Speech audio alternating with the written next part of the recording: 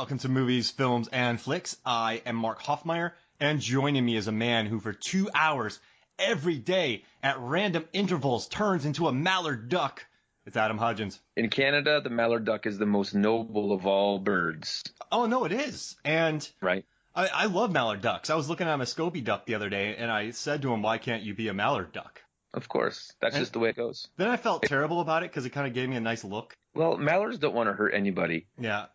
So we went to the beach one time here in Canada, the Canada beach. Yeah. And my wife's friend's husband, I want to be very clear about that, fell asleep. And we were feeding ducks fish crackers, like those little goldfish crackers. Yeah. But with him sleeping, I just covered him in them. Oh, no. And he woke up to like 3 mallard ducks, like just standing on him eating crackers. And he was like, "Raw!" And then they were like, "Raw!" It was the best moment of my life. I would have woken up and been so happy just to have ducks next to me. I would love to have a mallard duck right next to me right now. Just a pet mallard. Now, a lot of people know about our Comic-Con history. You know, we worked I worked with you in the Toronto Comic-Con scene for a couple of years there, and would it be fair to say that we dominated the Toronto Comic-Con scene? Yeah, pretty much. We owned it. We put it in a headlock, did all that, but 2 hours a day you would turn into a mallard, and most people would hate it. But you would just kind of fly around and get people coffee, and I mean, you could still go grab shark. You were much quicker. You didn't have to worry about crowds. Your line control was on point. You know who didn't hate it? Who? Was Erin Gray from Buck Rogers. She thought it was kind of neat. Yeah, she thought it was awesome. Adam West, Batman, loved it. Yeah. Flash Gordon loved it. Yeah. Sam Jones III. Just everyone was real. I mean, you didn't miss a beat when you were a mallard duck, which I got to say, I kind of got annoyed when you turned back to Adam because you couldn't fly to go grab us stuff anymore. No, me as a person is my weakest form. Yeah, I mean, when you're a mallard, you just take over parties. That's the one time I don't want you turning into, like, when we used to hang out, have nice get-togethers, and you would just dominate. Like the disco would start playing. I mean, I just left. You know, the movie with Will Smith coming out where he turns into a pigeon is based on our exploits in the Toronto Comic-Con after party. Yeah, it is. That was legendary. I mean, they had a VVIP for you. Right. It was a VID, very important duck. Yeah. And then you're kind of like, this is cool, but no one's in here with me. And they're like, well, we're not going to let in wild ducks, you know? No, they're not important ducks. I didn't like that phase where you wore a vest too much. Well, I wanted to be cast in Peter Rabbit. Yeah. And I thought, if I'm a duck wearing a vest, I'm a shoo-in. Yeah. But my shooting schedule with those 2-hour windows, they were like, if something went wrong, then all of a sudden I'd be Adam again, and no one wanted that. So then you became Donald Gleason stand-in. That's right. And, oh my goodness. You know, what is going on right now? So we went deep cut with this duck story. When have we not? I was going to say, you with that vest, you looked as uncomfortable as Sly Stallone did in Cliffhanger with that giant jacket that we never see again, which is doing really well, by the way, the Cliffhanger episode we did. Why wouldn't it? It's got everything, including the worst stage shots ever at the end. I don't get it. I don't get it. Now, so, what's up? I just want to say, as a segue into what we're talking about today, one of my pet peeves is when a celebrity or an actor passes and then everybody becomes that guy's biggest fan. Like, oh, I love that guy. He so sad he's gone, but really they don't. We have a documented history. Almost every podcast we do, we put a list together, and you can hear my love for Rutger Hauer, and I try to put him on all my lists, and I'm always giving props to Rutger Hauer, and we lost him, and that's why we chose to do Ladyhawke today. I said, Mark, we got to do a Rutger Hauer episode. We got to do one of his movies. And, well, at first we were just going to do a retrospective of Rutger Hauer, but that's not really our style. No. So we wanted to base it on a movie. So Mark said he's a casual Rutger fan, hasn't gone deep into his library. I'm the guy that posts the Blade Runner quote. Right. And so he says, what would be the Rutger Hauer movie you'd pick to do? And without hesitation, I blurted Ladyhawke. It was immediate. You said it as I had 2 words left, and you said it before that. So, and you were a duck at the time too, which is even better. I was a duck. I had to quack, lady quack. So you want some lady talk? I stole your line. No, I was going to do some lady talk tonight, which sounds way sexier than it actually is going to be. But I just want to say, like, before we get into it, on initial viewing, watching Ladyhawke for the first time, out of 10 stars, what do you give it? Okay. Okay, I got a 2-tiered rating system. I love it. All right, first time I saw it, 7, right? First time, 7. Okay. Second time, after I read this really cool Tor article and reading more about the movie, 9. Okay. So 7 is respectable for watching a movie that has aged from 85, was it? Yeah. I got to say, though, all credit to Richard Donner, the director, because he had a history of making things. He wanted to make things as earthly as possible. Like, he wanted to make things as realistic as possible. He didn't want dragons. He didn't want lizards. He wanted practical effects. There's very minimal special effects. Even the transformations are done in such a way that it's more art than it is effect. Absolutely. And the costumes in this, I said that very loudly. The costumes. Passionately. You just said it very passionately. In this movie look great. Yes. You watch some of these movies and you see the chainmail and you go, what are they getting at? You see the chainmail in this and you're like, I'm in. And even when he did stuff that was different than history would have allowed, it didn't look bad. Yeah. Like when he made Rutger Hauer's night helmet does not look like any night helmet I've ever seen before. Never seen anything like that. But it's a cool design. Yeah. Right? I have a question. Can I ask you a question? Talk to me. We did a Knight Riders pod. How would Ed Harris have done in Rutger Hauer's place? So I think he would have been good. I think he would have killed it clearly, but I think he would have played a better bishop. Yeah, I see that. Like let him be the villain and really just chew it up. Yeah, eat the scenery. Yeah. And this is the one movie I'm happy Kurt Russell didn't do. No, exactly. Like, well, here's the thing. Kurt Russell 2019. Oh yeah, I give him that role. Yeah. Kurt Russell 85. No, he's too smiley. Those baby blues. Too smiley. Yeah. Don't need that right now. But like, if Kurt Russell did like a gritty retelling of this tale now, I'm in. What about Backdraft, Kurt Russell? Backdraft, Kurt Russell could have done a good job. Sorry. Backdraft. No. The best Kurt Russell for this would have been Breakdown Kurt Russell. Oh, yeah. Hands down. Breakdown, right? Hands down. Breakdown. I think that was a movie that I went and saw because nothing else was playing. And I was like, this is actually kind of enjoyable. How old were you? When Breakdown came out, I was in high school because I went with, like, there was a bunch of girls that were like, let's go to the movies. And I was like, okay. And then that was all that was playing. So I was like, let's go see the Escape from New York guy. I love it. Now, I'm hijacking everything you're trying to say. So were you trying to make a bigger point about Rutger Hauer here that I just keep hijacking? No, that's what we do. Yeah. I'm just saying that, like, so much of my childhood was watching Richard Donner and Rutger Hauer movies. So like Superman, The Goonies, Lethal Weapon. When I got into like the like early teens, I was really into the Omen movies. Timeline, that kind of stuff. But Rutger Hauer just always showed up. So like, I remember watching Nighthawks a lot when I was in, like, it was on TBS a lot. That was him and Stallone, were the cops. Have you seen that? No. Oh, you got to watch Nighthawks. It's fantastic. And then, of course, Blade Runner, right? And then Ladyhawke, Flesh and Blood. Hitcher, right? Blind Fury, where he played the blind guy. I talked about that one quite a bit. Yep. So he was just kind of always there, and I really love what he was doing. And what was it about him that you liked so much? So with Kurt Russell, I liked his unselfishness in roles.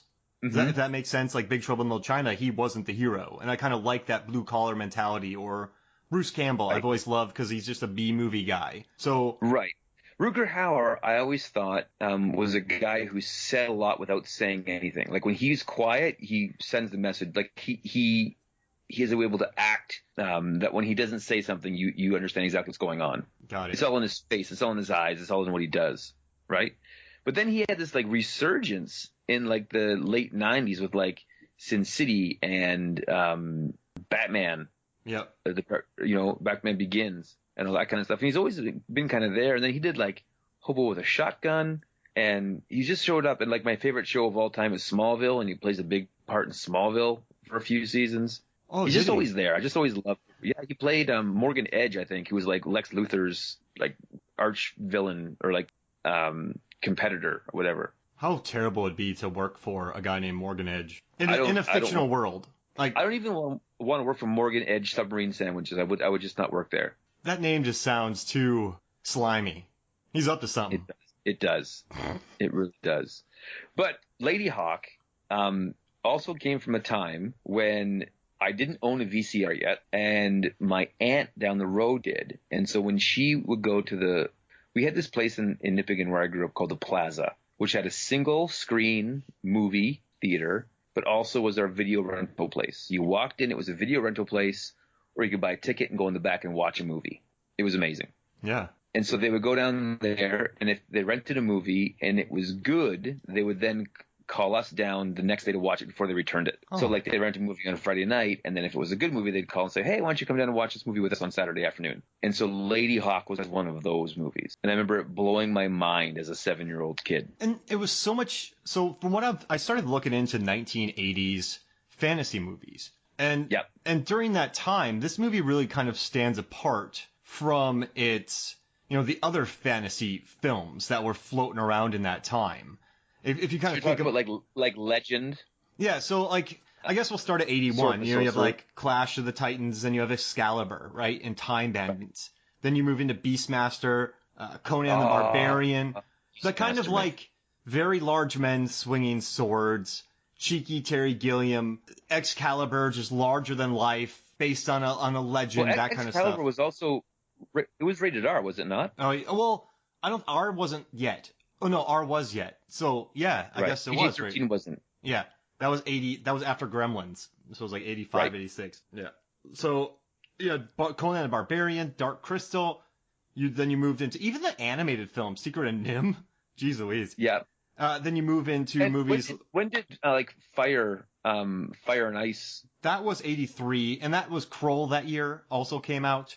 Right. So you kind of you're moving towards these. 84 was Conan the Destroyer. Then you had Never-Ending Story. So you kind of had these movies opening up. But the interesting thing, like 85, listen to this though. 85 was Black Cauldron, Brazil, Dungeon Master, Ewoks, Battle for Endor, Ladyhawke, Legend, like Return to Oz, Red Sonja. So there were so many movies that came out that year. But Ladyhawke differentiates itself from all of those because it's a much more quiet. Oh, except for Matthew Broderick's talking, but I love that.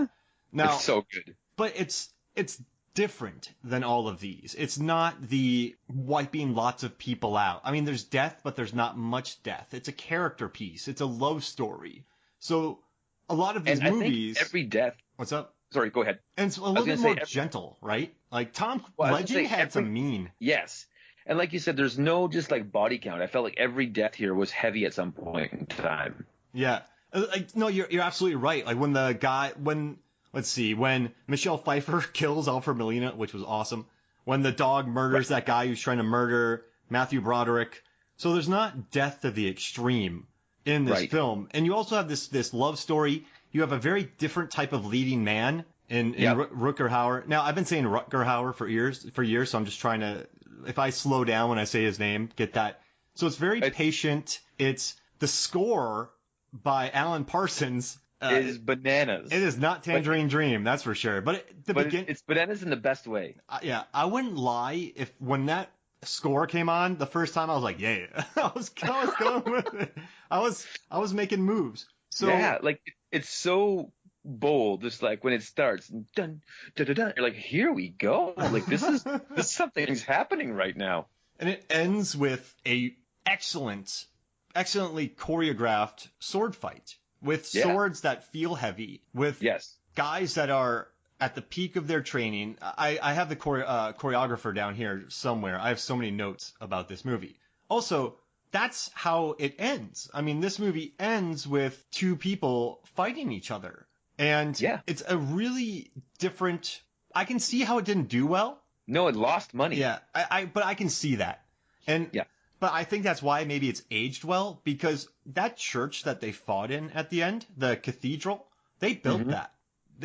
Obviously you can't. So from a production standpoint, sorry if I'm mansplaining production, you can't go into a old cathedral, remove the pews. I mean, the floors are probably ancient relics. You have so many different areas. You can't control the lights. You can't do anything.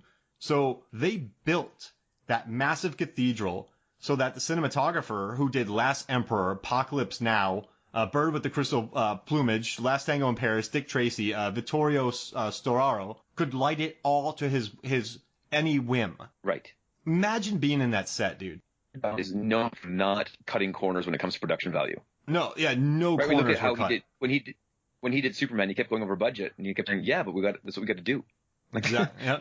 I want this to look good. And so you're watching this, and the outfits, the set dressing, the production design. The poor guy who did the production design on this, though, he got a little pigeonholed, because you're gonna love this. He went on to do Last of the Mohicans. He did the TV show Black Sails. Now get this. This is why I think you picked this. He did Reign of Fire and the 13th Warrior, which are two more of our podcasts that you and I have done. Yes. So now I'm starting to notice a pattern, Adam, from our picking of movies. Stuff. Yeah, so he did Three Musketeers, First Blood, this Wolf Kroger. I mean, he did a beautiful job designing this. But when I talk about movies like Crimson Peak, which I really enjoy, but it's a $60 million gothic romance disguised as a horror film. You have other movies where they have big budgets, but I'm not quite sure who they expected the audience to be, if that makes sense. Yes. So this felt for me, when you're talking about the audience, I feel like all those fantasy, medieval, barbarian movies that came out for a very specific audience. And that was like boys mainly from the age of like 12 to 18, kind of in that realm. And I felt like this was a movie that those guys could take their girlfriends to. Yeah. They should have, right? They should have promoted this as a love story. Yes. Not 100%. An action picture. Because, I don't know, they don't even introduce Michelle Pfeiffer until, 40 minutes in. So, as a 7-8-year-old child watching this for the first time, not knowing what it was just called Ladyhawke. There's this movie called Ladyhawke, you gotta watch it. So we sit down to watch it. I distinctly remember when she transformed into Michelle Pfeiffer for the first time, like I was expecting a Conan the Barbarian kind of movie, and what I got was, I'm like, what is going? And it blew my mind. That I was like, wait a minute, that guy's a wolf and that lady's a hawk. Your expectations weren't tampered by hurt by the. You had expectations, and when you found out it wasn't what you expected, you loved it. You didn't hate it. Yeah. No, it wasn't. It swerved me, and I was like, "Oh, this is maybe better than I." It was. I remember thinking it's creative. It's something different. Yeah. No, and it is. And the score. Donner said he still loves it because people. Years ago, he said he loves it because people still talk about it, which I dig. And hey, remember how I said it was like a 7 the first time I saw it? I thought it was a nice distraction. I was really pleasantly surprised by some of the characters. I ended up really liking Imperius. I thought he had I thought he was just he had a good, I like how that happened, but I read this interesting article by Tor. Mm-hmm. And in the article, the author, she wrote, Ladyhawke was released in 1985 as part of that decade's wonderful fantasy boom. But Ladyhawke doesn't behave like a typical 80s fantasy movie, or a modernized fairy tale, or even a fairy tale subversion, let alone a heroic quest or coming-of-age tale. So it's not like a typical 80s fantasy movie like Conan. It's not a modernized fairy tale like Splash. It's not a fairy tale subversion like Princess Bride. It's not a heroic quest like a Beastmaster, or it's not like a coming-of-age like a Legend or a Labyrinth. No one comes of age. There's no big battles. Which I thought was cool. And also I read something really neat. And it's that she was writing about Michelle Pfeiffer. And if you don't mind me reading this, I'll get this. No, you go for it. So the author, she wrote, Isabel? Yeah, Isabel has lived essentially alone for 3 years, or to state it more plainly, every night Isabel wakes up naked and alone in a forest, dresses herself, defends herself, and hunts for rabbits for her meals, while tending an enormous horse and keeping an eye on the giant wolf, who is fully a wolf. Remember, and could wander into trouble at any time. She has done this for 3 solid years at the start of the film. So when a real threat comes in, the film gives us a quick fake-out before trampling a particular annoying fairy tale convention. When Caesar first finds Isabeau and Philippe, Caesar is the wolf hunter, played by Alfred Molina. She's like, it is the boy who brandishes Navarre's sword, telling the villain, if you lay a hand on her, you'll find it on the ground next to your head, which is amazing. Yes. And then she's like, Caesar, however, is not impressed, since Philippe almost collapses from the weight of the sword, and laughs at him before riding on. A second later is Isabeau, who comes charging out on Goliath. She stalks Caesar through the forest, using all the stealth she's learned in her years of isolation to track him. When Navarre's wolf form turns up, growling at Caesar, Isabeau exploits the huntman's moment of distraction to kick him into his own wolf trap. She stands over him and watches him convulse until she's sure he's dead. No pity, no fear, no squeamishness. So I read this article, right? Because I always do a ton of research. As random as we get, I do way too much research. And then I watched it again. I'm like, I love this movie. I really dug it. And yes. I thought that was a neat, interesting article that she wrote about this film. It's a neat perspective on it, that's for sure. So, I mean, I guess you don't see that much in those days. You do have the squeamishness. You have the guy saving the day. And I found it refreshing that she murdered. Oh, I gotta say one thing. So in the very beginning, Matthew Broderick escapes from a prison that no one ever has escaped from. Philippe is played by Matthew Broderick. Because nothing is impossible, Mouse. Nothing is impossible. I love it. And they call him Mouse because he steals everything. He's a pickpocket and he's tiny. And I like that he's constantly talking to God, which I enjoyed. But I gotta tell you, when this distracted me the first time we watched it. In the movie, he sneaks past 2 apple-eating guards who aren't guarding anything. They're just chatting and laughing. And it got me thinking that that's you and me. If we were guards together, we would have to be separated. Yeah, no, we would guard nothing. I want us to be cast as those guards in the Kurt Russell gritty remake of this movie. I would love it because we would just. All right, so we're in the medieval ages, so you and I would probably be talking about the performers that we saw the night before putting on a stage adaptation of the Iliad. I don't know, whatever. Exactly. So you and I are just kind of talking about it. We're breaking down the moments. We're not overly critical. We're just kind of riffing on the themes on all that kind of stuff. We're not particularly bawdy. We're just more about chatting and like eating apples obnoxiously. Like these 2 guys are eating apples horribly. So I wouldn't put up with that. But if we worked for the horrible man who sold his soul to Satan, the John Wood, the bishop. Yeah, the bishop. So if we worked for him, I would work with you for a day, and then I would go to the prison guard and be like, hey, dude's great. Can I get positioned over to the other side because the sun's in my eye, blah, blah, blah, blah, blah. So you would get mad at me, but if we messed up, we'd die. So I think it would be uncomfortable for a while. Cause dude, man, you're not talking to me anymore, but I would do it. So we lived. Does that make sense? Right. Yeah. Cause we don't want to die. I thought one of the coolest things, you're not wrong. I would sneak over there, like, Mark, did you see when they did? Did you see what they did at the play last night? And you're like, dude, get out of here. I'm like, but it was Gilgamesh. They did, and you're like, I saw it. Go. The costumes were great, man. Right? We would commit to it. And while you snuck over, someone would escape from prison. Right. They would, 100%. And they would go and they would find a man with a short sword and then a really big sword and a double crossbow. That crossbow was amazing, by the way. Right? As a kid, I was like, and he flipped. I just thought it was the coolest thing. And the free running. So Matthew Broderick escapes. Philippe escapes, and he goes and he starts bragging. I love the thing when he goes, a drink of your most expensive, bartender, and the bartender goes, yeah, right, which I thought was funny. And then he wants to toast everybody, but turns out the guards are there to get him. And Matthew Broderick starts free running. He is under, up, over, on, ducking, dipping, dodging, diving, dipping. So was this pre Ferris Bueller? Mm-hmm.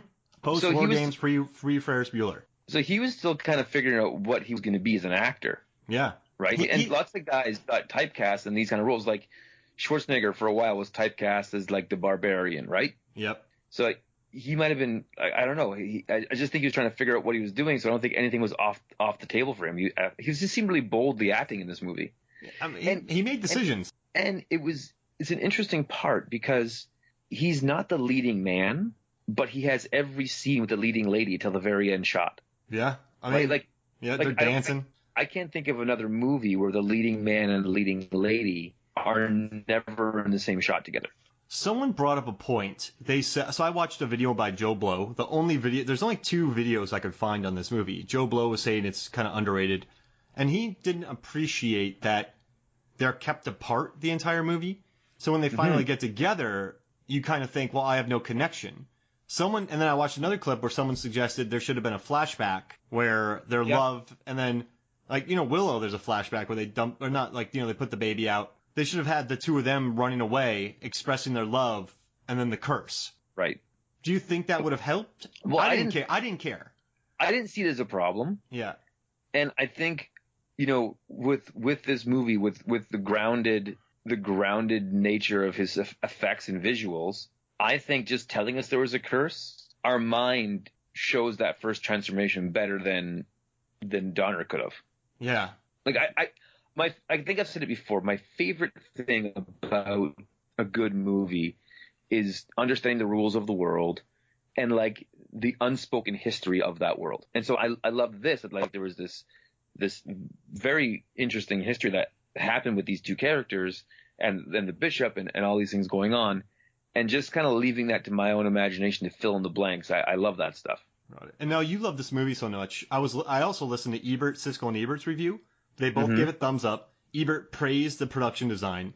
Siskel liked it, but he said he wishes that the humor of Matthew Broderick hadn't been there as much. And then Ebert's like, there's humor back then. Like they started arguing, and then Siskel's like, oh, you're doing that face. But did you think the humor of Broderick was a little too much in this film? No, I think it's one of the things that sets it apart from the other fantasy movies at the time, where Donner was like, no, we got to have humor in this movie. Like it's got to hit those notes. And the closest thing to humor most others got was maybe like a one-liner, or like again, like a movie like The Never-Ending Story, where you put kids in this fantasy world, but the stakes are so high for this kid. Horribly. Right? Like it's this movie is way more like fantastical, I think, than Never-Ending Story, because it's like the world is collapsing around him in that movie, and there's no time to smile. And this movie, Matthew Broderick, because he's a teenager, because he's hanging out with the most beautiful woman he's ever seen in his life, he has time to smile, even though he's running from the law, like he's running for his life. It's almost like he's not aware of how big the quest he's on for a while. No, that's interesting, because he doesn't realize he's on a quest until about 51 minutes in. Right. Well, exactly. And that's another interesting angle to it. Yeah. No, and they don't see Rutger Hauer for the first 15 minutes. Like Donner takes his time with this movie, milking it. I think he just loved the world, because he went back to it with Timeline, which I need to watch again, because they say trebuchet a lot, and I like that. But I think he enjoyed. I also think the introduction of the characters is very smart. So you immediately learn that we have a thief, right? Like we have a thief who's played by Matthew Broderick, who's good at escaping places, and everyone knows him in the castle. So hey, he's good. Then we know that he's notorious because everyone wants that. And then we also know that the bad guy is a bad guy. Like that dude is. How many collars does he wear? It's a lot of collars, bro. 6. It's a lot. It's a lot of collars. Would you wear 6 collars? No, I'm. It's rare to find me wearing one collar. And oddly enough, we have talked about wearing 3 collars. Yeah, 3 turtlenecks. Everything's coming back here, man. No, this is not by chance. This is happening. But I also like his speech when Matthew Broderick tells Hauer, there are strange forces at work in your life, magical ones that surround you. I don't understand them, but they frighten me. You have given me my life. The truth is, I can never repay you. I have no honor, and never will have. I don't think you would kill me for being what I am, but better that than return to Aquila.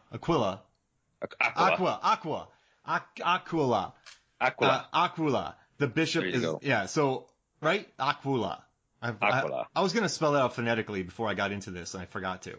But that's a good speech too.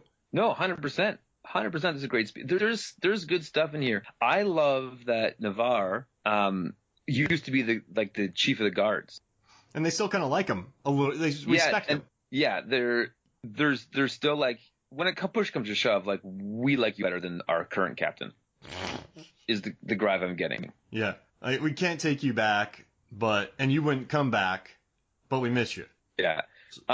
When you said you love that Mouse talks to God all the time, I love the quote where he says, "Sir, the truth is I talk to God all the time, and no offense, he's never mentioned you." Yeah, I love that line. And if you think, I don't like when characters just speak to themselves. So, I know this is really random, but in the Friday the 13th remake, there's a character just talking to himself. Like there's so many characters just talking to themselves. And that would never happen. But this is a guy who has spent a lot of time alone, a lot of time on the run, maybe a lot of time in prison. He's obviously a loner, so he talks to God out loud. And that makes sense to me as a character that he would be speaking out loud constantly because he's talking to someone. He's not just narrating for a dumb audience. Exactly. It's not just the inner monologue like, you would get in a comic book that kind of does that. It wouldn't make sense to say it out loud, right? Yeah, exactly. And I think everything he said, I was like, oh, I get it. It's cool. That makes sense. All right. So, music. Tell me about the music in this. Do you have the soundtrack? You can buy a CD. There's still some left. I had a copy of the soundtrack when I was in high school. It was one of the things where I got my first car and it had a tape deck in it. And so you went to like the thrift store and looked through all the cassettes because it was all CD at that point in time. And I remember on the same day I found the soundtrack for Ghostbusters 2, Ladyhawke, and Beverly Hills Cop 3. Was that the greatest day of your life? Well, here's the thing. Everybody else had like music that was popular at the time in their cars. When people got in my car, they're like, "What are we listening to?" And I'd be like, "Well," and before podcasting was a thing, I would just start riffing on movies. Yep. People in my car, like, what you're hearing right now is the soundtrack to Ladyhawke, directed by Richard Donner. And again, Mark, we came from a time. I was reminiscing about this today because I was going through an old box of stuff and I found my Blockbuster card. You know what I loved about the VHS era? What's that? Was that it was pre-internet, right? So you couldn't like say, okay, I like Rutger Hauer. What else has he been in? That database didn't exist. But you'd go into the video store and then you go to the section that was not the new releases, and it was like an archaeological hunt. You'd go and you would look and you'd see just the cover of a box and right up in the back and say, I don't know what this is, but I'm going to take a stab at it. And you would put your money on the table, and that was your evening's entertainment. So sometimes now you'll start streaming a movie in 3 minutes, and you're like, this hasn't got my fancy. I'll see what else I can find. That was never the case. You were committed to watch the movie. You had to, because you can't go back to the video store and spend more money. No, you don't make another trip into town. It is what it is, but you found gold you never thought you'd find again. Mm-hmm. And so this was to me that this is that era. And, I miss that. But again, you'd see crazy soundtracks and you'd see like off the wall stuff. But this soundtrack, it's, I think, what sets this movie apart from any other fantasy movie from the 80s. Just that. Oh man. How do you explain it? It's like a synthesizer symphony is what I would explain it as. Yeah. Someone said if you just listen to it by itself, it's better than with the movie. Yeah, they might not be wrong. I mean, if someone argues against the synth score on this, I feel like it's a bit like picking low-hanging fruit. I wouldn't argue with them. That'd be a great argument, by the way. I would argue with them, because I want to argue about 1985 synth soundtrack. But I get it, right? The complaints against it. But it feels too easy. Yeah, and again, I think the complaints about it were just like, this doesn't feel right. Yeah. You mean that this doesn't? I don't like this. What was the movie with Rainn Wilson where he played the superhero? The Rock. Oh, Super. No. Super. Yeah. Super. Oh, brother, that movie. But I remember watching it the first time and being like, this doesn't feel right. Like, I don't feel like this is how you're supposed to make a movie. James Gunn. Right? But it was so like brutal. It was so like different than anything I'd seen. That was again on kind of the beginning of the renaissance of the superhero film, where they were like, and I just felt like this doesn't feel. I don't like this. Watching it again, there's some good stuff in the movie. There's some misses, but there's some good stuff there. But I think the initial watch, it was so jarringly different from anything I'd seen before.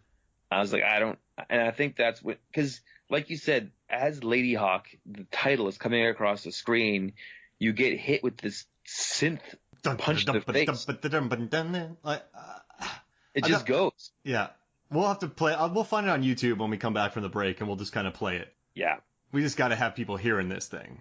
Or, you know what? Go on YouTube, just type in Ladyhawke score, and have the best moment of your day. 100%. No, but I get what you're saying. That when you're watching a movie, sometimes you're like, something about this doesn't feel right. Mm-hmm. But for me, the score wasn't enough to make me think that. So, sorry. I just took it as the 80s, because I had just watched Near Dark, right? Tangerine Dream score. We had done, Young Guns. We have a podcast coming out about that. they recorded a traditional score for that movie. And then when they realized no one wanted to hear that, they recorded a rock score. Yeah, they got Bon Jovi to do it. Yeah, for the sequel. But the first one, they completely redid with different generic rock. So I had just gone through Young Guns. I had just gone through Near Dark. So maybe it was just the timing in which I watched this movie, but it felt much more normal to me. Well, the same thing happened with Legend, right? They had a traditional soundtrack to it, and then they got Tangerine Dream to do it. Yep. I love Sorcerer, dude. You know, Friedkin found him for 77's Sorcerer. Really? Friedkin was like, I want Tangerine Dream. So they did the score for Sorcerer. And he's like, if I would have known them beforehand, they would have done Exorcist. Oh, so Yanni has a bunch of videos of him playing Ladyhawke's theme live. Are you serious? Yeah. That's amazing. All right, send me I'll put that up on MFF Facebook. Okay, I'll send you a link. That's amazing. That's amazing. Yikes. All right, so how about this? Let's take a break. Let's listen to that. When we come back, we'll talk more Ladyhawke. Welcome back to Movies, Films, and Flicks. And Adam is currently in duck form. How you doing? I'm doing well. Funny enough, when I'm in duck form, my voice doesn't change. Just my headset that I'm wearing fits way more awkwardly. Yeah. So you said maybe we could wait, but we're both old. We can't stay up till past 11. No, I was like, I gotta get going on here. I can't wait for you to deduck. No, my wife and I actually, right before we podcast, finished a season of Sons of Anarchy, and it left us on a cliffhanger. Oh, and so she was like, we got to finish this we got to resolve this cliffhanger tonight. And I was like, don't worry, we'll be fine. All right, we'll get moving. I just want to say thank you for moving on in duck form, by the way. I appreciate it. Whatever's best for the pod. I think I'm going to release a podcast only while I'm in duck form and call it the Pondcast. Oh my gosh.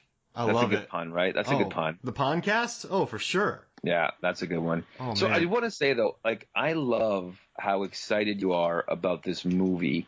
Like, we're tripping over each other a little bit tonight because we both have so much to say about it and so much, like, love for it. But every time I recommend you a movie, I don't know how it's going to go because it's the same feeling you get when you set two friends up on a blind date. Where you're like, oh, if this works out well, I'll probably be the best man at the wedding. If it doesn't, they'll probably both never talk to me again. Right? So there's when you recommend a movie to Mark, you're like, I hope this isn't jade him of my opinion of movies. Like, I hope that this isn't the one that breaks the deal. So the fact that you're this excited about this movie makes my heart feel good. You know what I mean? I think the toughest one we had was Youngblood, and that turned out pretty good because I ended up liking the movie. But it was streaming nowhere, so I had to buy a 4-pack of Swayze movies. I made you buy 4 Swayze films. Yeah, which is awesome. But I already owned like 2 of them. But it was the same price to get 4. So I just like, all right, well, I guess I'll do this. But then I tried to like watch clips on it, but there's no clips about that movie. So that was the toughest one to do. Was Youngblood the same year as Ladyhawke? Was Youngblood 85? I think so. Jeez, One second. How could do you think Rob Lowe could have been good as Gaston? I think he could have been good as Gaston. Youngblood's 86. 86. Okay. So not the same year, but sort of the same year. I got to tell you something. Matthew Broderick is a good runner, if you think about it. So I saw a young Mel Gibson in his run. Ooh, how was that? Well, like when he was running, like Mel Gibson to me has the most intense. We've argued about this before, or no, we've discussed this before, that you're a Tom Cruise running guy. And I think that Mel Gibson has the best run in Hollywood, or did. Oh no, my Tom Cruise isn't my favorite on-screen runner. I think he's one of the best, but it's just so pronounced when he runs. If that makes sense. Yes. There's another runner. You're putting me on the spot here, but there's I'm really flustered right now. But I think. I'm sorry.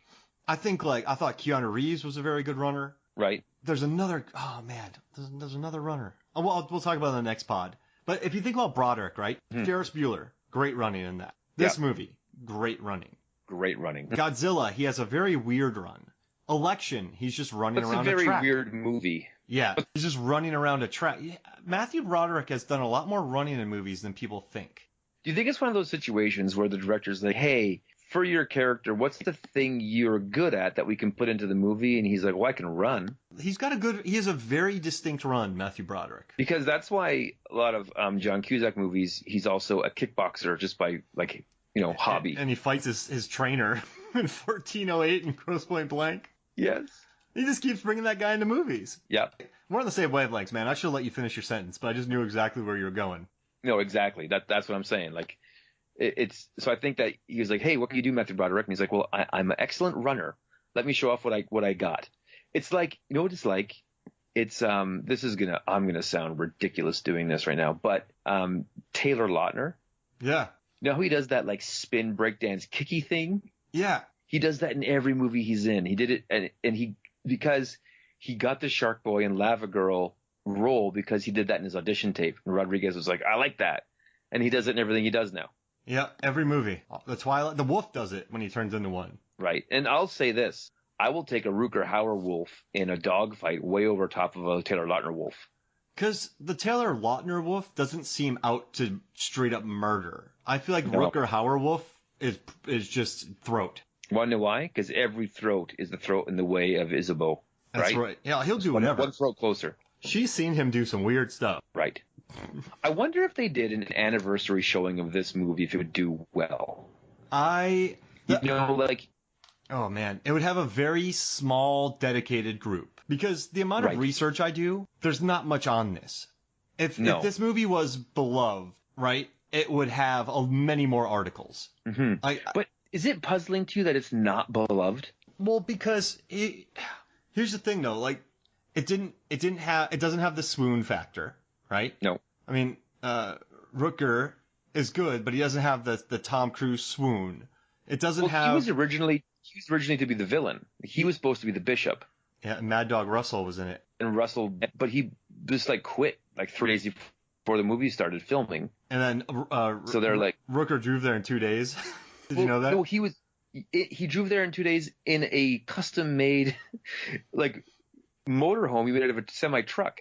And he told everyone he was driving it, and they didn't believe him. And when he showed up, they were mad at him. But he converted an 18-wheeler into a motorhome and then drove it from Holland to France or wherever they filmed this place. Yeah, that's why he's such a weirdo, and I love it, right? Yeah. He's a very eclectic man. But right. So this movie doesn't have the A-list name, right? No. It didn't flop. It didn't flop enough to. It didn't make its money back. Yeah. And so, like, it's not a movie that made $1 million on a $20 million budget. It made like 19. So It didn't make its money back, but it didn't flop. So it won't ever make the flop list where people are saying that. Critics liked it. So it's not nominated for 2 Oscars. Yep, sound and sound editing. Yeah. And it's okay. So critics liked it. So if it had like an 8%, people would be like, "Oh, that's bullcrap." But it has a fresh rating, so people can't complain about that. But it doesn't have a 100% rating to put it at the top of lists. So, and then also the way Richard Donner did it with his verisimilitude. Verisimilitude. That's my word, baby. His dedication to realness. So the fight is not particularly bloody. There's no lamentations of women. There's no crushing of foes. There's no R-rated nudity. There is there's no really random young blood sex scene. There's no decapitations. There's really no shirtless scenes. It's just a nice love story. So I think by being what it is, it's not gonna grow a massive cult. If that makes sense. Right, so what was that movie with Kramer vs. Kramer? Yeah, Kramer vs. Kramer. No, with Christopher Reeve and where he goes back in time to be with Dr. Quinn Medicine Woman. What? I've never heard of that. Yeah, Somewhere in Time. There's a movie called Somewhere in Time. And it's like he goes back in time to hang out with Jane Seymour by looking at a penny. And it's like this kind of weird movie. It's got like a 61% rating on Rotten Tomatoes, but there's a society that like it's like a Somewhere in Time. It's a love story though, right?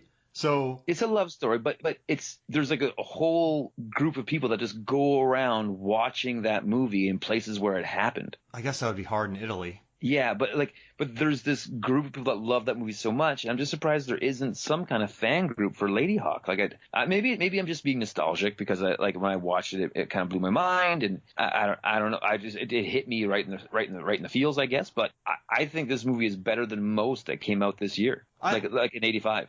I'm in agreement. I just think it's on that level where it's not a classic, and it's just a good movie. Does that make sense? It's just a good movie. Everyone thought it was a good movie. Would you say this fits in the same slot as like a Willow? No, because Willow has the Mad Mardigan. It has the special effects. It has the brownies. It has the CGI. It has the dragons, the blood, the battles, the scary imagery. It also was a kind of a bigger flop, and critics didn't really like it. But since then, it's built up this cult. So I don't think it's on the line of Willow in that regards. I think the two would make it. I don't know if the two would even make a nice back-to-back combo. You wouldn't buy the double DVD of Ladyhawke and Willow? Oh, I would do that in an instant. I'm just saying, like, screening them together. Like, you have poop falling on people's faces in Willow. You have just bonkers imagery. Yeah, it is a bit of a more of a cheeky movie. Yeah, and this one, I don't know. I'm sorry if I'm bursting your bubble. I don't want you thinking that I don't like it less. I just think in a world where, we have these groups of people that just like get together and like watch Monty Python in costume all the time, that there would be some kind of fan base for Ladyhawke. I mean, look on Facebook. Is there a Ladyhawke group? I'm looking right now in real time. All right, right now in real time on Facebook. And what do we got? Ladyhawke Fitness. I'm assuming they'll be like in the fives, like at 14,000. No, there's nothing. Yeah. Oh, okay. Well then. So this movie. There's Ladyhawke Fitness. Yep. And that's it. I think this movie is just a good movie that wasn't. Maybe they could have done more with it, but at the end of the day, it's I don't know. So yeah, that's my kind of thoughts on it. Yeah. But I also don't have the strength of nostalgia that you have. I didn't see this until a few weeks ago. Right. Which again, I think is a cool way. I love when I can say to you, "Hey, what have you seen this?" And you're like, "No, I've never seen that movie," and then I get to hear your response to it. So like Knight Riders was one, Youngblood was one, Ladyhawke was one. I like when that happens, Mark. That's maybe my favorite thing. I went onto another podcast called the Forgotten Filmcast, and I talked about Knight Riders there too. Oh yeah? Yeah. Amazing. I loved it. And so this movie though, it also got me thinking about crossbows, and I started thinking about my favorite like arrow moments or crossbow moments, because his crossbow is amazing. I would have to say my favorite archery moments are Hot Shots Part 2, where he shoots the guy with the chicken. Yep. I mean, that's brilliant. And on the nose. Oh, and also, before I forget, the guy who did the choreography for this movie is William Hobbs. He also did Willow and The Duelist, which is a very good Ridley Scott movie. And then he did The Count of Monte Cristo with Guy Pearce and Homeboy. Count of Monte Cristo. And Frequency. Count of Monte Cristo was my first date with my wife. Oh, nice. It's a great first date movie. Oh, it's so good. But the sword fights in that film. Now, I have another question. So good. The final battle scene at the end, I really dug when, they're fighting, and we haven't even talked about the curse. Like breaking the curse with solar eclipses, and if he kills the priest who made a deal with the devil, they'll be stuck like that forever. But then something happens, and then he thinks she's dead because she gets an arrow, but then he's mad and he goes and fights anyway with the help of Gaston. But and the hidden sword under the wagon. But huge sword, gigantic, and he throws it like it's nothing. That's the one part I didn't like. There's a scene where if he would have spun the sword, like threw it and it flipped into him, you can't throw a sword like a spear. Yeah, and it wasn't even the right angle. So he threw it straight into a tree, which meant he must have been ducking when he threw it. It didn't work. But the fight at the end is very not brutal, but you can feel that they're both getting tired swinging these swords. And it's very visceral. Yeah, very visceral. And there's a time when the guy he's fighting, was it Ken Hutchinson? What's up? Yeah, that was him. Yeah, he takes this fall into a wall. Oh, that rhymed. And I went, oof, that hurt. And then they were just swinging it. But all the swings, it was obviously choreographed, right? Okay, so here's a question for you. Yeah. Who do you think got hurt more? Ken Hutchinson falling into a wall, or Samwise Gamgee in Icebreaker in the kitchen fight. Oh, Samwise Gamgee. So Hutchinson would never. There's no fear on his face when he hit the wall. So listen. If you and I get trucked and we keep a very stoic face, you and I get hit at the same time. We both get up and we're like, "You good? Yeah. You good? Yeah."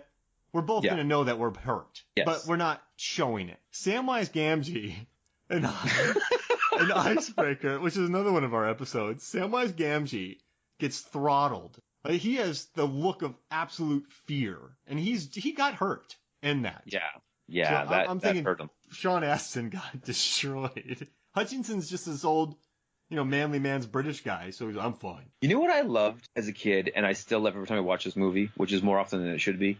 Horses fighting in a church. Oh, dude, Goliath. Right? What a great horse. Are big horses. Those are big Dutch horses. I love a big Dutch horse. So Rutger Hauer was Dutch, and he wanted to have a Dutch horse in this movie. Gigantic because that breed of horses is huge. Yep. But very mobile, right? Like it was the preferred horse of many medieval knights, actually. And I guess that movie brought in a craze of those horses being used in movies. Yes. And also it ushered in. Yeah. Oh, sorry to jump on your horse. That horse fight was legit too. But they built that set for it. That's another great reason why that set is so cool. Yeah, because you can't just bring two horses into a church and have them fight. Yeah, I love it. No. Normally I don't like it when people wear hoods. When you watch movies, hoodies, they're meant to signify someone being tough, right? Yeah. But hoods should only be worn as, it's raining or like a statement. They shouldn't just be worn because you think you're cool. Or if you're going to start a rap battle, you put your hood up. Yeah, exactly. So this one, when Rutger Hauer's wearing a hood, I was like, he makes that work. He's one of the few people who wears an unnecessary hood and makes it work. So here's the guys you can get away with wearing hoods like that. Are you ready for this? Yeah. Rutger Hauer and Jedis. That's it. Oh, good point. Yeah. Right? Yeah. So, and there's a Star Wars connection here because they said that this TV show Rebels with Ezra and the two lead men in that show, their relationship was based on Rutger Hauer and Matthew Broderick in this movie. Oh, sounds really? Yeah, because he was like an old Jedi that was like training a young pickpocket to be like streetwise, and it's based right on Ladyhawke. Oh, that's cool. Which makes me feel really good in the heart. I mean, maybe they need to lean into that more, right? Now, more Ladyhawke references. Now, what did you think about? We haven't talked about much, but Imperius. What did you think about Imperius? Like, he screwed over the duo. That's why they're cursed, because the jerk summoned Satan and turned them into a hawk. So she's a hawk during the day, he's a wolf at night. So, but right. I liked he studied everything about it, and he really was kind of drinking himself to death. And Leo McKern played him. He was drinking himself to death, and he was studying. He really kind of made amends for that. And at first you thought he was going to be like this, "Whoa, I'm drunk, ha, ha, ha." But he becomes a really good, and he tells a great story too. Yeah, and I think he's the redeemed character in this whole thing. He's not a victim. He's not the new guy in the quest. He's the guy who did wrong, and he just wants to redeem himself. He just wants to be a good guy again. Yep. And he does. I think he does. He does it. And so I liked him. I liked all the characters. The ones that I hated, I was supposed to hate, I hated. The ones I loved, I was supposed to love. I mean, Donner knows his stuff. Donner knows his stuff. Like when you look at the Donner, like, filmography, man, like, it's all gold. What about Timeline? I need to watch that again. Timeline's good. It's maybe not the high mark, but like I think about like Maverick, where you take an old 60s TV show and then you just friggin' kill it as a movie. So funny. And then Lethal Weapon. And then know what the best part about Maverick was? In the last 45 seconds, you realize it's a sequel, not a remake to the TV show. And I'm like, you did it so good. Yeah, and all the Lethal Weapon stuff is so good. I mean, the guy, someone called him a journeyman director, and I got kind of angry when they said it. But then I started thinking about it, and I don't like that label, because for some reason I feel like a negative connotation, but he did have a good journeyman-type career. I mean, he tackled horror with The Omen. I mean, if you look at his filmography, I don't think he's appreciated as he should be, because let's say you take his top 5, right? So you got Omen. What do you think? Superman. Lethal Weapon, Goonies, And what's 5? It's a good question. So would you consider Superman 2 a Richard Donner movie? No, because that had too many behind the scenes nonsense. Yeah, I don't. I mean, that's a great movie though. That's a thing. Right. All right. So let's go. Here's number 5 for me. You ready for this? Yeah. Radio Fly. Remember that movie? Radio Fly is your 5? Yeah, man, that was a good movie. Well, what do you think about this? Is top 5 according to Google: Goonies, Ladyhawke, Superman, Lethal Weapon, Omen. But I don't put Ladyhawke in there, eh? But I would probably chuck in Maverick because that was a blockbuster. Yeah, or Conspiracy Theory. Yeah, that was another really good. So, dude, he did Assassins. That was a good writer on. Oh, he did 16 blocks. We're just looking at his movies, going, did he do that? Scrooged. Oh, so Scrooged, right? Dude, you know what's crazy? I never looked into this before, but the Wachowskis wrote Assassins, and Richard Donner directed it. Yep, that's what it was. I'm reading a book called Best Year Ever about the movies of '99, and that's how I remembered it. But yeah, so we got to put Scrooged in there, right? Yeah. I mean, as far as just being remembered. Yes. But you put those 5 up there. But then look what he has on the bench, dude. Maverick. Then he has Conspiracy Theory, at least for me. And Ladyhawke. Like, that's a strong bench. Yeah. And he did a ton of 100%. TV before that. So yeah, I don't think he's appreciated. And those movies live on. Absolutely. Every movie he made as director, I think holds up, ages well, and in some cases, like Superman, is kind of timeless. I think that's the way he directed it, man. I think your favorite word, so you want to say it? Verisimilitude? Yeah. So I think that's why they work, is just keep it real, keep it going, and it plays for a very long time. And it's kind of a bummer that Ladyhawke didn't get that, but I still think it's a fun picture, and I'm very glad I watched it. You know why also I love Ladyhawke? And this is going to be maybe the cheesiest thing I've ever said, but I can watch it with my kids and the whole family can legitimately enjoy it. Yeah, it's a family movie. It's a family movie, and they did it really, really good. It's a good picture. All right, so, you gonna do the Rutger Hauer primer? So what we had talked about was I'm a big Rutger Hauer fan, and much like Ladyhawke, I feel like he kind of flies under the radar. And so I was thinking what we would do is we'd each pick 7 films that if we had to go back in time and recast with Rutger Hauer, what would they be like? We got to go cast movies with Rutger Hauer to make them better, to improve on the movie. You got to put Rutger Hauer in the driver's seat. Oh my goodness! Are you ready for that? Yeah, let's do it. You think you can handle that? Yeah. All right. So you just popped this on me too, but I think I can do this. Yeah. No. So this is just something I thought of like in the last day. Okay. I was like, let's see if we can. I think you and I, and it's open for discussion. It's going to be a free form stream of consciousness, but open for discussion. Now, my first one that came to my head, and this is very weird. Everyone's going to think I'm crazy, but Virtuosity, starring Denzel Washington and Russell Crowe. I would rather have Rutger in there as opposed to Crowe. Okay. Because I think he would have added a little bit different of a. I like Russell Crowe in that movie, but I just would have liked to have seen him against Denzel. I think that would have been big for him. But I also think that would have added a little bit more menace to the role, which would have been good for Denzel. Yeah, no, I think you've nailed it right on the nose there. It just felt right. So it's Virtuosity. Virtuosity. It's a really weird one, but I'm doing it. It's a deep pull. 1995 cut. Now, it makes you want to say Johnny Mnemonic next, but I'm not gonna.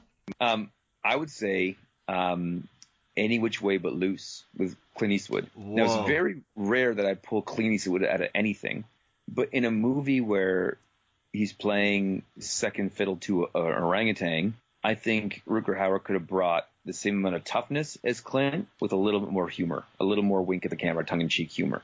Yeah, I could. I would just miss his fist fighting though, Eastwood. I would be interested to see his fist fighting Hauer's. Yeah, I love it. Now, well, what if Rutger Hauer played Philo Beto, but then Eastwood played Tank? Oh my goodness, this is your world, man. I'm not stepping on it. No, I'm going to say that would be good. I was going to say Knight Riders, but that's cheating. I'm not going to do that because I think cheating. Well, is it? I think he'd be interesting in Knight Riders. No, I don't think it's cheating at all. I think you pull that out, and I would love to see him as the king. Yeah. as the Ed Harris role. Yeah, 100%. I mean, and then listen to the podcast. It's good. Yeah, listen to that podcast. I would like to see him as RoboCop. Oh, yeah. Right? I like that. As Alex Murphy. That works. I think at his age he would have been primed for it, and I think like Peter Weller stole the show as that, but I think Rutger Hauer could have done a little bit more with the flashback stuff. So are we saying starring in or no? I'm saying in the lead role. Oh, okay. Peter Weller's out, Rutger Hauer's in. Got it. Can we put him as a side character in any of these movies? Yeah, you can put him in whatever role you want, as long as it makes the picture better. Oh my gosh. Okay, what about? I don't know if this. I love Ironside, but what if he's the villain in not like in Total Recall, the one chasing him around? What is it? What's the guy's? Welcome to the party, Richter. Yeah. Is it Richter? Yeah, Richter. Imagine him like that. I think he would have added an interesting flair to that role. I think he absolutely would have. I like it. I like this. All right, what else you got next? It's funny you said Richter from Total Recall, because I'm a similar vein. I was going to say Bennett from Commando. Right? Yeah, like, I love it. Like you get shredded Blade Runner Rutger Hauer fighting Stallone. All of a sudden, that last scene's believable. Oh, dude. And he could do menacing. He could do menacing. You'd buy it. Like when Iko Uwais fights anybody, he's smaller than all the people now, but I still think he could beat people up. Right. I got a weird one for you. Hit me with it. 3 Men and a Baby. He would take over Gutenberg's role. Oh, I can get behind that. Because we'd see some comedy. I'd like to see him take over all of Gutenberg's roles. You know what I mean? Like Police Academy, Rutger Hauer. Throw him in there. Let's see how he does, right? Yeah. Let him stretch his comedic muscles, because he was like, if you can do a movie like Hobo with a Shotgun, you know what you are. You have your own sense of humor then. Yeah, I like that. Okay, are you ready for this? Yeah. Okay. The voice of Buzz Lightyear in Toy Story. Oh my goodness. Like, I know that Tim Allen does it so well and plays it up, but can you imagine? Like, think of the Blade Runner speech, and take that intensity with him talking to Woody about, like, I need to get back to my home planet. You know what I mean? Like that level of next level intensity would be hilarious to me. Oh man. Like, not as beloved to kids, but definitely would make it more interesting of a movie, I think. I'd pay to hear this. Like, I'd pay for someone to take the dialogue from his movies and put them into that. Ah, yes. All right. So all right. I mean, I've come up with a lot of them. All right, That's let's good. See. Okay. All right. I had a good one, and I'm going to go back to it. I just need to see it again because I forgot what it was. But it made me laugh. Okay. No, it didn't make me laugh. Aliens. Replace Michael Biehn, put him in there. 100%. That would be his kind of movie. Ridley Scott? Yes. He'd be good in that, too. Yeah. All right. I like that. Okay. Ready for this? Yeah. John Travolta is out. Rutger Hauer's in for Face Off. Whoa. I like that. Right? He'd ham it up. He'd have no problem hamming it up. No, but I think the character of Castor Troy would change a little bit, but I think that him opposite Nick Cage would be sweet. Jeez Louise. Yeah, we need that. Yeah. All right. So, oh man, there's so many. Your Toy Story one really made me laugh. Oh man. All right. Let's see. You know what? Top Dog instead of Chuck Norris. Put that's amazing. Rutger in there. Top Dog. I can't believe they did that. Yeah, I'm happy with that one. You made me chuckle there. That's good. Oh, that's good. Okay. This one's maybe a little bit on the nose. But again, this movie is it's the classic, but Alan Arkin is out. Rutger Hauer is in for Little Miss Sunshine. Oh, that's really interesting. Couldn't you see him as like a swearing old grandfather who just like doesn't care anymore? I can totally see that. That makes me happy. It would take him out of the role of being like the guy with all the power or like the toughest guy, and it would put him into the position of like, oh, I'm the feeblest man here, but I'm the only guy that has my sense about me. I love it. That's good. Right? That's funny. Yeah. This is good. This is making me sad that this never will happen because he's gone. All right. You know what I mean? Oh, but you know what though? It was cool seeing how many people were posting about him. I mean, Blade Runner's. Oh, he's always Blade Runner. So he's like that's iconic. He's not gonna lose that. No. Dude, I got a good one. Independence Day. He takes over Quaid's role. Oh, that's good. He could go crazy well. Yep. So you got the last one here.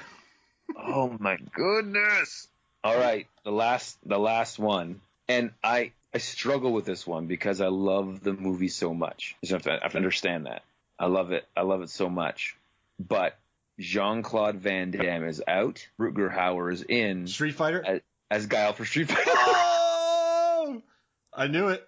Sorry, sorry I took your thunder there. I just knew it. No, it's okay. I'm all about it. I just think I had a premonition. Taking out the guy from Brussels playing the American lead and putting in a guy from Holland playing the American lead is just funny to me. Oh man. And he still keeps the whole everything's the same. It's just Rutger. Everything's the same. It's just Rutger with a flat top brush cut. All right, so we're picking 7. We got to do Buzz Lightyear because I need that. No, I feel like that would be somewhere out there. Someone's got to put some time into that. I love it. So we got 1. We got Buzz Lightyear. Who's the second one? What was the one that you said that I died at? Oh, it was Top Dog or Independence Day? Independence Day. 100% Independence Day. I'm back. Right? Oh, yes. You do it so menacingly. All right, Street Fighter is going. I'm picking that. Okay, 100%. So we have Buzz Lightyear. So we have Toy Story, Independence Day, Street Fighter. What are we doing right now? I love it. Yeah, I think Aliens should be in there. All right, that would just be like a legit good movie. Yeah. Like, I think Aliens and Little Miss Sunshine would both be like legit excellent movies. All right. I like the sensitivity that Michael Biehn brought to it, but I'd like to see his role. Can we add 3 Men and a Baby? Yes. All right. Please, yes. So right now we have 3 Men and a Baby, Toy Story, Aliens, Little Miss Sunshine, Independence Day, and Street Fighter. We have Virtuosity, Any Which Way But Loose, Knight Riders, RoboCop, Total Recall, Commando, Face Off. Wait, will he wear the same outfit as Bennett in Commando? Yeah, the chainmail, but it'll fit. Oh my gosh. So it's like Face Off, which would be huge for him. Top Dog, which would just be extremely weird. RoboCop would be interesting. Like, all these are good, but I can't shake the vest. No, I feel like Commando, we need to redeem that last fight scene. All right, so Commando. So there you go. Rutger Hauer, you would improve these movies. Commando, 3 Men and a Baby, Toy Story, Aliens, Little Miss Sunshine, Independence Day, and Street Fighter. It's perfect. That was maybe our fastest list, but maybe like the best we've ever done. I think we knew which ones worked. Does that make sense? Like, I don't feel bad about Virtuosity or Knight Riders or Total Recall or Top Dog. I don't feel bad about RoboCop not making it. Like, that's fine. I mean, any which way but loose. Like, there's no problem there. As when you said Independence Day, man. Yeah, your Buzz Lightyear made me so happy. So I'm like, what would that be? Right? Yeah, that's good. And then Commando with the chained mail and like the pleather and the knife and the mustache, the blonde mustache. He's got to have I think he has a black mustache with blonde hair. Like he's got one of those beards that doesn't match the hairs. 3 Men and a Baby. That would just be so weird, wouldn't it? Yeah. So here's the thing with 3 Men and a Baby. Would it still be Tom Selleck and Ted Danson? Yeah. Okay. Yeah. I mean, No, we got to add in JCVD and Michael Ironside. Oh, Ironside, Van Damme, and Hauer. 3 Men and a Baby. Can you make that poster?